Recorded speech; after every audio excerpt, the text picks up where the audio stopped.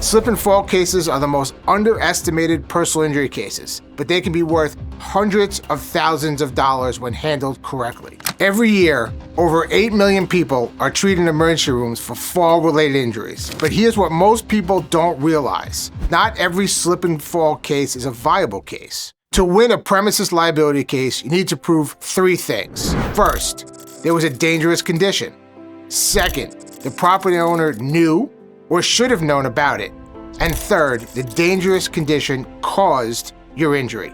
I've seen cases where someone slipped on a wet condition in a grocery aisle. Sounds simple, right? But the key question is, how long was that condition there? If it just occurred, you probably don't have a case. Unless, of course, it was a reoccurring condition. But if that condition was there for a significant period of time, where employees walked past it many times, now you have a strong case. This means the property owner should have known about the dangerous condition through reasonable inspection procedures. Document everything immediately. Take photos of what caused you to fall, the surrounding area. Get the witness contact information. Your injury caused by a wet floor without warning signs could be worth a significant amount of money if you handle it correctly.